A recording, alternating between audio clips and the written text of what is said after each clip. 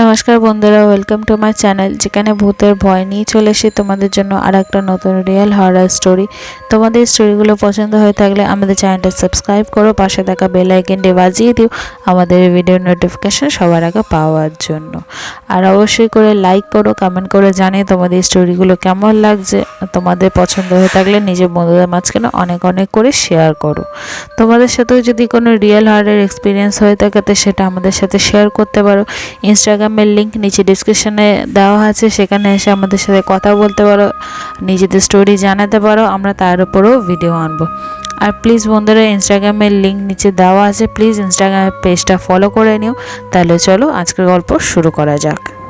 ভুতুড়ে Raven cafe. কলকাতার ব্যস্ততম এলাকা পার্ক স্ট্রিটের এক কোনায় একটি পুরানো বাড়ি আছে। এই বাড়ির নিচতলায় একসময় বিখ্যাত একটি ক্যাফে ছিল, যার নাম রেভেন ক্যাফে। তবে আজকাল ক্যাফেটি বন্ধ এবং স্থানীয় লোকজন বলে এটি একটি ভুতুড়ে জায়গা। এটি অনেক বছর আগে, যখন ক্যাফেটি বেশ জনপ্রিয় ছিল, শহরের যুবক যুবতীরা এখানে এসে সময় কাটাতো। ক্যাফেটির ভিতরে সব সময় সুরের মূর্ছনা বেজে থাকতো এবং সুগন্ধি কফির গন্ধ চারিদিকে ছড়িয়ে পড়ত। একদিন সন্ধ্যায়, যখন ক্যাফেতে বেশ ভিড় ছিল, হঠাৎই একটি অদ্ভুত ঘটনা ঘটল। ক্যাফের ম্যানেজার মিস্টার বসু কফি বানাতে বানাতে হঠাৎই চিৎকার করে উঠলেন। তার চোখে মুখে ভয়ের ছাপ ছিল। তিনি বললেন, আমি এক মেয়েকে দেখেছি, সে জানালা দিয়ে বাইরে তাকাচ্ছিল, কিন্তু তার মুখ পুরোপুরি ঢেকে রাখা ছিল। কেউই মিস্টার বসুর কথা বিশ্বাস করল না। সবাই ভেবেছিল যে তিনি হয়তো ক্লান্ত হয়ে ভুল দেখেছেন। তবে সেই রাতের পর থেকে ক্যাফেতে অদ্ভুত ঘটনা ঘটতে শুরু করলো। প্রতিদিন রাতে ক্যাফের জানালা দিয়ে এক মেয়ের ছায়া দেখা যেত।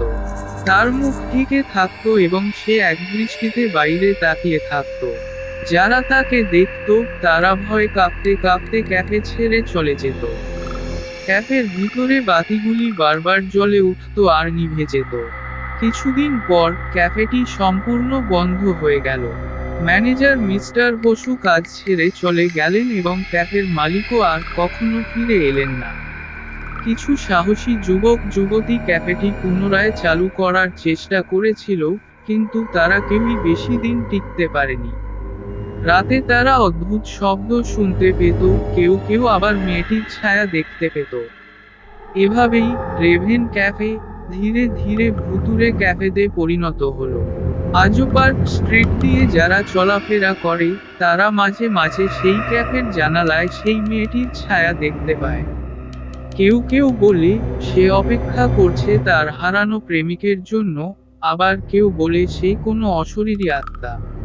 রাতে যখন পার্ক স্ট্রিট নীরব হয়ে যায়, তখন রেভেন ক্যাফে সেই মেয়েটির ছায়া ধীরে ধীরে সামনে এসে দাঁড়ায়, আর চারিদিকে ভয়ের বাতাবরণ ছড়িয়ে পড়ে। লোকজন আজও এই ক্যাফেটির কাছাকাছি যেতে ভয় পায়, কারণ তারা জানে এখানে কফির সুবাস নয়, ভয়ের ছায়া লুকিয়ে আছে। রেভেন ক্যাফের গল্প শহরের মুখে মুখে ঘুরতে থাকে। প্রতিদিন নতুন নতুন মানুষ ভয়ে সরে আসে।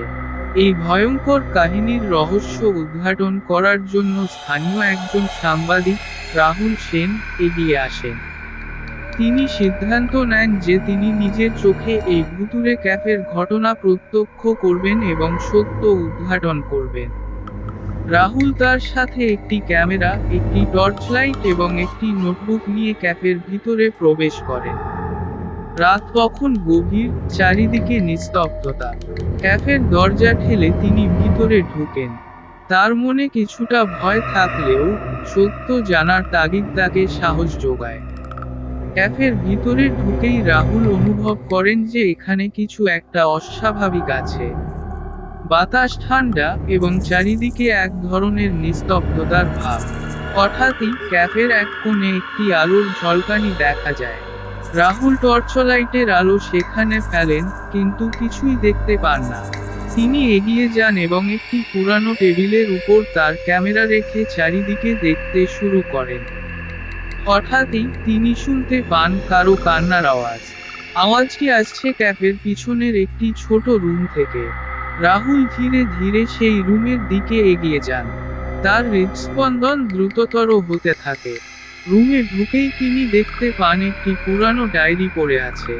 ডায়েরিটি খুলতেই তিনি আবিষ্কার করেন, এটি সেই মেয়েটির ডায়েরি, যাকে লোকজন জানালায় দেখত। ডায়েরিতে লেখা ছিল, আজ আমার প্রিয়তম অরূপের সাথে দেখা হলো। আমরা ঠিক করেছি, আজ রাতেই আমরা একসাথে পালিয়ে যাব। কিন্তু হঠাৎই বাবা এসে আমাদের আলাদা করে দিলেন। আমি জানি না অরূপ কোথায়। আমি জানি না আমি কি করব। আমি শুধু জানি আমি তাকে ছাড়া বাঁচতে পারবো না। রাহুল বুঝতে পারেন এই মেয়েটি ছিল নিরুপায় এবং ভালোবাসার জন্য বেঁচে থাকতে পারেনি।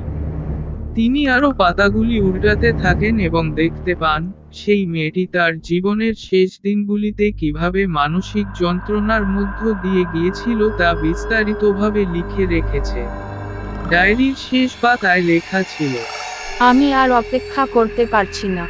অরূপ যদি না আসে, আমি এই জীবনের অবসান করব। এই ক্যাফের জানালা দিয়ে আমি শেষবারের মতো তাকিয়ে থাকব। হয়তো অরূপ আমাকে দেখতে পাবে, হয়তো আমাদের ভালোবাসা আবার এক হবে। রাহুল ধীরে ধীরে সবকিছু বুঝতে পারেন। সেই মেয়েটির আত্মা আজও অপেক্ষা করছে তার প্রিয়তমের জন্য। রাহুল সিদ্ধান্ত নেন তিনি এই গল্প প্রকাশ করবেন এবং মেয়েটির আত্মার শান্তির জন্য কিছু করবেন। পরদিন রাহুল তার লেখার মাধ্যমে পুরো ঘটনাটি প্রকাশ করেন। শহরের মানুষ এই মর্মান্তিক প্রেম কাহিনী জানার পর মেয়েটির জন্য দুঃখিত হয় এবং সবাই মিলে একটি স্মরণ সভার আয়োজন করে। সেই রাতের পর থেকে রেভেন ক্যাফে আর কখনো ভুতুড়ে মনে হয়নি। মেয়েটির আত্মা হয়তো শান্তি পেয়েছে, কারণ সে জানে তার ভালোবাসার কাহিনী আজ সকলের কাছে পৌঁছেছে। পার্ক স্ট্রিটের সেই পুরানো ক্যাফে আবারও খুলে যায় এবং মানুষ সেখানে এসে মেয়েটির কাহিনী শোনে, কফির কাপে চুমুক দিয়ে। রাহুলের এই সাহসিকতার গল্প আজও মানুষের মনে প্রেরণা যোগায়। রেভেন ক্যাফে শুধু একটি ক্যাফে নয়, এটি একটি প্রেমের স্মৃতি হয়ে রয়ে গেছে, যেখানে ভালোবাসার অমর কাহিনী চিরদিন বেঁচে থাকবে। রাহুলের প্রচেষ্টায় রেভেন ক্যাফের গল্প সবার মাঝে ছড়িয়ে পড়ে। ক্যাফে আবার চালু হয় এবং লোকজন সেখানে এসে সেই মেয়েটির মর্মান্তিক কাহিনী শোনে। তবে গল্পটি এখানেই শেষ হয়নি। একদিন একটি অপ্রত্যাশিত ঘটনা ঘটে যা সবকিছুকে বদলে দেয়। এক সন্ধ্যায় রেভেন ক্যাফেতে এক বৃদ্ধ প্রবেশ করেন। তার চোখে মুখে চিন্তার ছাপ এবং হাতে একটি পুরানো ছবি। ক্যাফের নতুন মালিক মিস্টার ঘোষ তার দিকে এগিয়ে যান এবং জিজ্ঞাসা করেন, কিছু সাহায্য করতে পারি? বৃদ্ধটি মৃদু হেসে বলেন, আমি অরূপ। আমি সেই মেয়েটির প্রেমিক। এই কথা শুনে ক্যাফেতে উপস্থিত সবাই স্তব্ধ হয়ে যায়। মিস্টার ঘোষ অবাক হয়ে বলেন, আপনি কি আমাদের পুরো গল্পটা বলতে পারেন? অরূপ দীর্ঘশ্বাস ফেলেন এবং বলেন, অনেক বছর আগে আমি এবং সুরভি একে অপরকে খুব ভালোবাসতাম। আমরা পালিয়ে যাওয়ার পরিকল্পনা করেছিলাম, কিন্তু তার বাবা আমাদের আলাদা করে দিলেন। আমাকে শহর ছেড়ে চলে যেতে বাধ্য করা হয়েছিল। আমি অনেক চেষ্টা করেছি ফিরে আসতে, কিন্তু পারিনি। আজ সেই কাহিনী শুনে আমি ফিরে এসেছি। মিস্টার ঘোষ অরূপকে রাহুলের লেখা ডায়েরিটি দেখান। অরূপ ডায়েরির পাতা উল্টিয়ে পড়তে থাকেন এবং তার চোখে জল আসে। তিনি বলেন, আমি জানতাম না সুরভি এত কষ্ট পেয়েছিল। আমি যদি জানতাম, আমি সবকিছু ত্যাগ করে ফিরে আসতাম। ক্যাফেতে উপস্থিত সবাই নীরবে দাঁড়িয়ে থাকে।